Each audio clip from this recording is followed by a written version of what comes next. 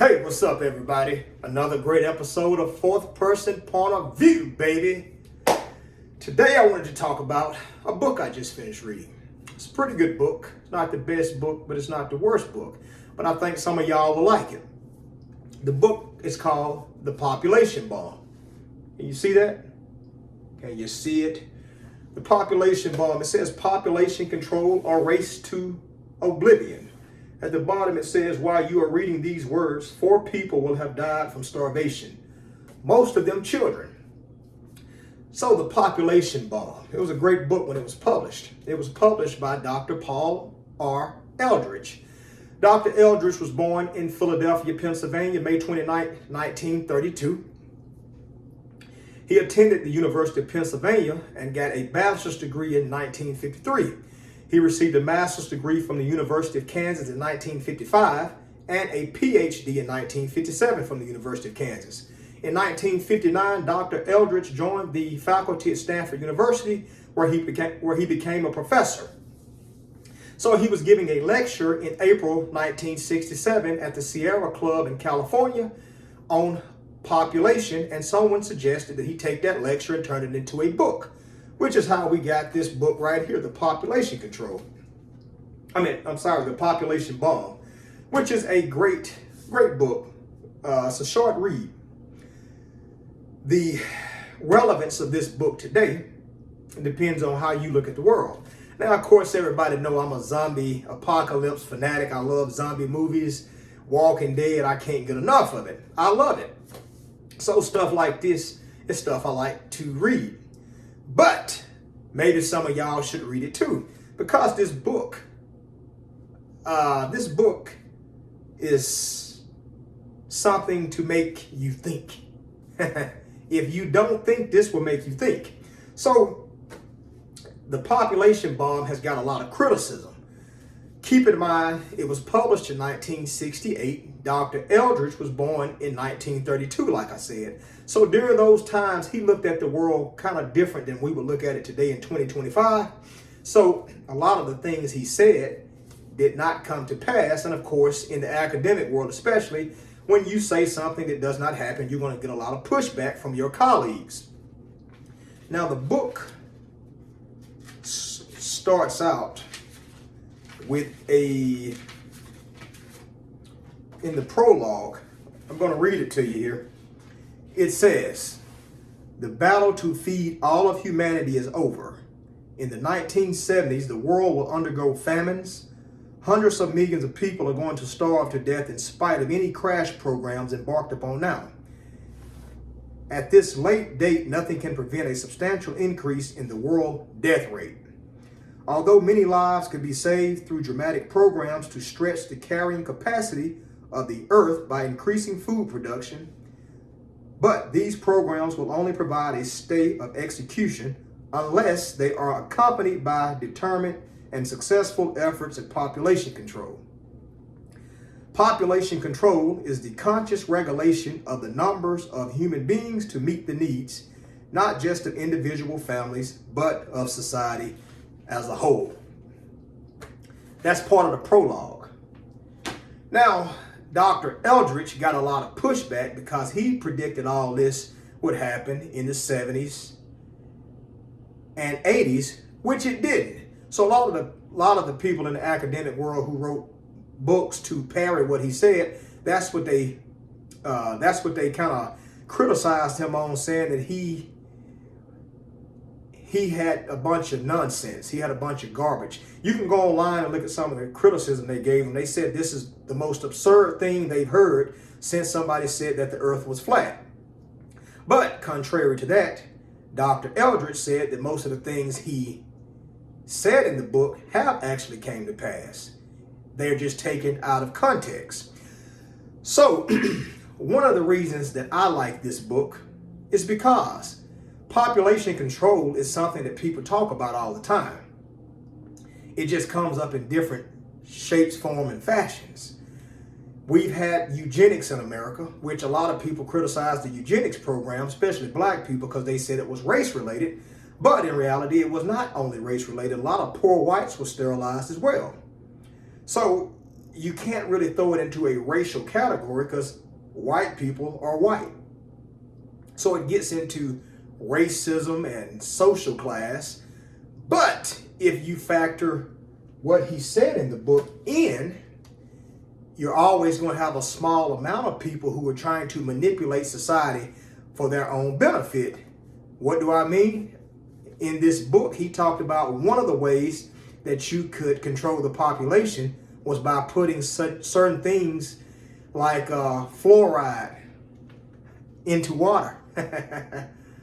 He talked about putting certain type of sterilizing agents in water to stop people from reproducing. And if you've been following the media for the last few years, a lot of your predominantly Black and Hispanic areas somehow, some way, always come up with water contamination, like Atlanta and Michigan, Detroit, Michigan. So some of the things he said in the book makes you scratch your head and say, some of this stuff is not coincidental. Because like he said, one way that you can control the population is contaminate the damn water. And when I look on the news, or I look online and type in Atlanta water problem or Detroit water contamination, I can't help but to think about what he's saying. And as they say, if it looks like a duck, walks like a duck, and quacks like a duck, it's a duck. So that's one of the things I got from the book. Now, if you follow Bill Gates and his ex-wife, they're involved in the global humanitarian food / population industry, I'll call it. They've helped a lot of people, like places like India, where they had a lot of children, but some of the children died during birth, which historically is why a lot of people in a lot of countries, including African nations, that's why the women said they had so many children. But I think the Bill and Melinda Gates Foundation has went in and assisted with that process, and now I don't think the women have to have so many children because they came up with medicines and sex education and parent education that makes them kind of, evolve with the rest of the developed countries, which is something that he focused on in the book. He talked about developed countries, which would be the United States, and he talked about undeveloped countries, which would be places like Africa and certain parts of Asia. India is one place that he talked about, which he said that he visited India back in the day, and he said he noticed that there was a lot of filth, overpopulation, etc. And some of his critics came back and said that's the reason he wrote the book, talking about India's overpopulation, when in reality, during that same time, Paris had triple the population of India, and so they had just as many problems, if you follow me. So they didn't call him racist, but they did say, why are you talking about India when Paris has the same damn problem? And another good thing about this book that I liked was his thought process. Keep in mind, he was born in 1932. So he said when he was a young boy, they did not have a lot of pesticides. So you did have more crop failures than you do now. But when they came out with pesticides, they could start spraying pesticides on America's crop production. And what did that do? That would save the crops, and then you wouldn't have to worry about the possibility that we wouldn't have food. So he laid a lot of things out like a political scientist or a social scientist would, which basically in the book, he took the number of people and said, this is how many gallons of water they will probably drink in a lifetime. This is how much food they will probably eat in a lifetime. This is how much waste they will probably have in a lifetime, which in reality, you have to kind of sort of think like that in order to maintain a society, but not quite like that. But he's kind of hidden in the right area. Keep in mind, he was his bachelor's degree was in zoology, and he was an entomologist with a specialization in Lepidoptera, which is the study of butterflies. Now, I can see a person in that field thinking the way he thought. A lot of his research was based off of crops and insects. So he meant well, I think. And he also says, because he's still alive now, I think he's like 92 years old. And so he has answered a lot of the questions about his work. And he said he believes that you can say that him and his wife, which his wife co-authored the book, but at that time they said only one person should be on the book for marketing purposes. So he didn't put his wife's name on it. Her name was Ehrlich, which she was a college professor as well. But he said him and his wife are responsible for raising awareness to what could have possibly happened. And I kind of agree to him. I kind of agree with him to a certain degree. I believe they did raise awareness, and over time, keep in mind, nothing stays the same. He talked about when he was a child, how you had famines in crop production, but you fast forward 1968, when he wrote this book, he was basing this off of all of his childhood experiences up until that point. And then you fast forward into the future, what's going to happen? Society is going to start to evolve and get better, just like now. Society has got better with everything from diseases and contraceptives and all the other stuff. So I think this book was a pretty good book. Something that he talked about that I wanted to touch on also was he talked about the baby boomers. And the baby boomer generation is 1946 to 1964. The baby boomers were acknowledged when they noticed a lot of college enrollments had increased to like 2 million. And that's what raised awareness. And they started using the term boomer, I think in 1954. Let's double check that there.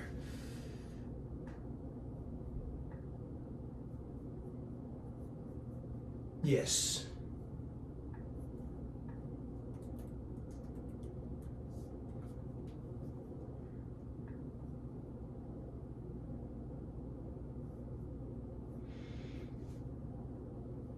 Yeah, the term baby boomers refers to the sharp increase in birth rates after World War II.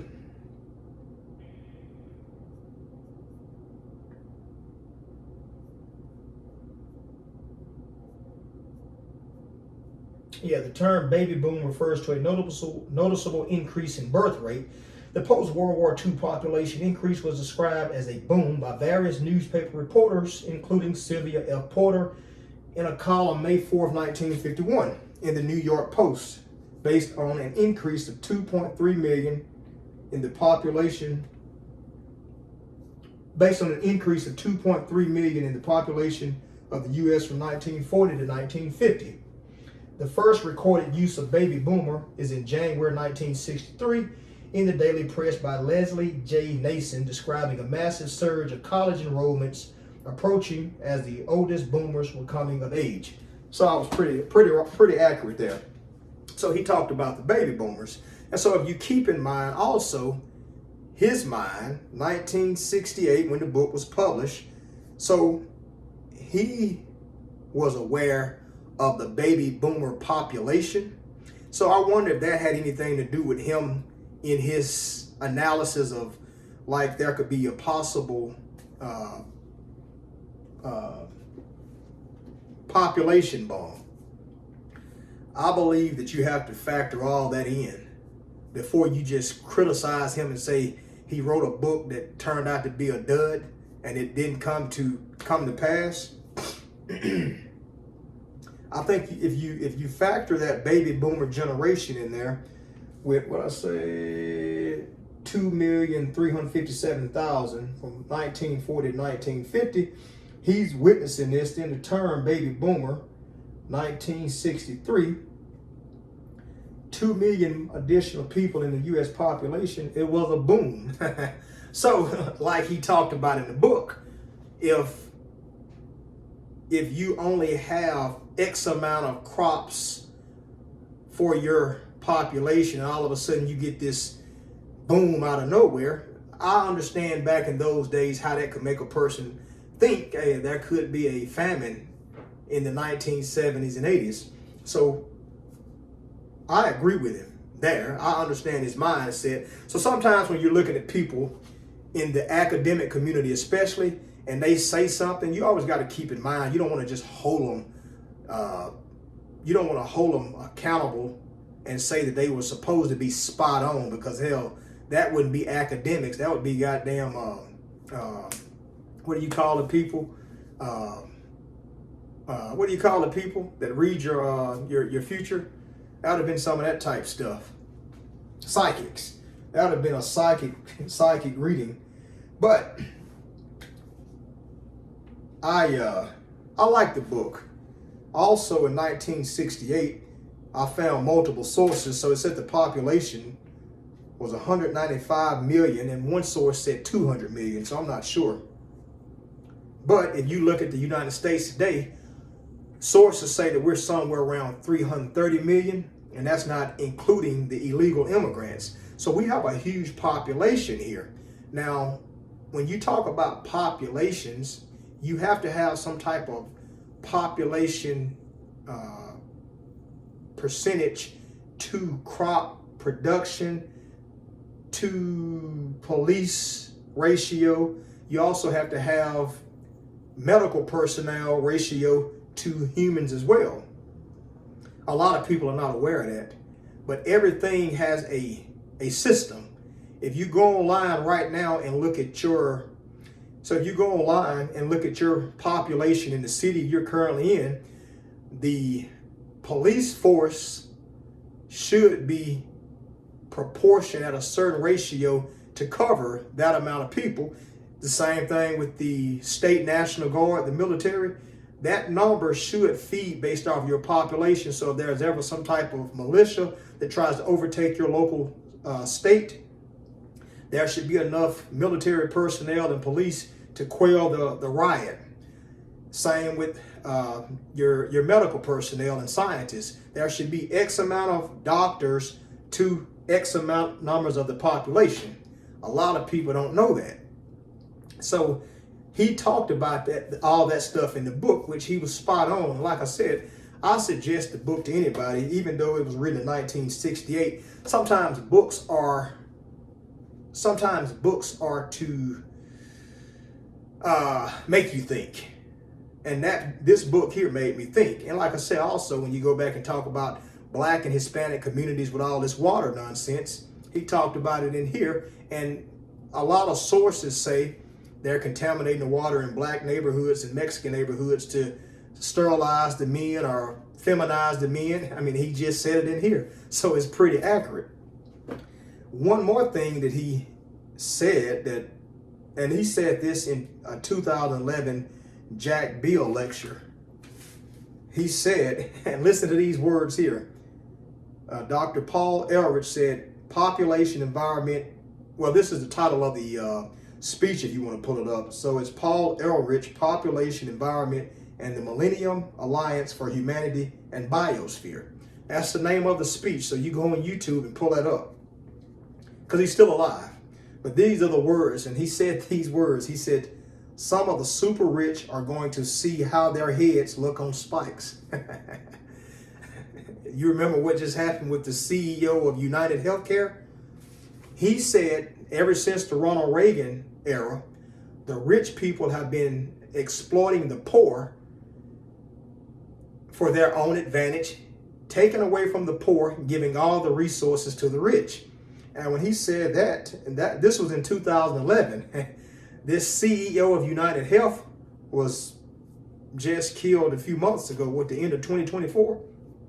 So once again, I tell you, some books I like to read them because I like how they make you think. So for some of you who care about civilization and society, I suggest you pick up a copy of this book. I don't think you can go wrong with it. Another thing I wanted to talk about too, to his defense, which I don't know him, don't wish to meet him. He said that So the name population bomb came from a military officer who had retired, and he was placed on a committee. So his name was General William H. Draper. General William H. Draper was a diplomat, a businessman, and a military officer. And he retired, let me get it right here, 1967. So in 1967, he retired from Draper Gaither. He moved to Washington, D.C. and joined combustion engineering in New York as a chairman, retiring a few years later to become the U.S. delegate to the United Nations Population Commission. He served from 1969 to 1971. So the United Nations Population Commission, the United Nations Commission on Population and Development. Okay. So he was a delegate to the United Nations Population Commission from 69 to 71. Excuse me, I just hit the hyperlink and it took me somewhere else. So the United Nations Commission on Population and Development is where they first used this term, the population bomb.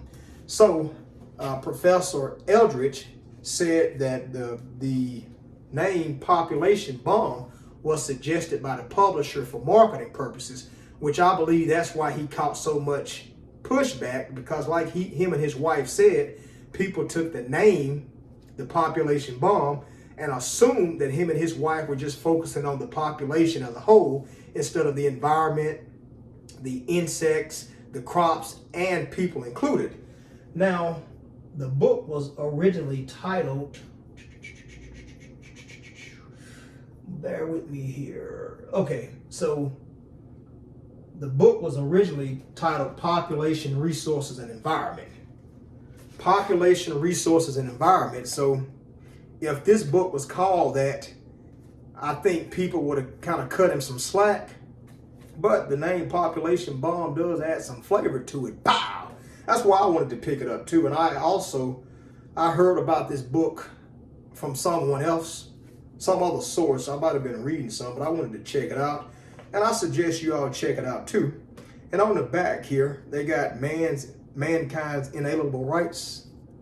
So it says mankind should have the right to eat well, to drink pure water, right to breathe clean air, the right to descent, uncrowded shelter, the right to enjoy natural beauty, the right to avoid regimentation, the right to avoid pesticide poisoning, the right to freedom from thermonuclear war, the right to limit families, the right to educate our children, and the right to have grandchildren.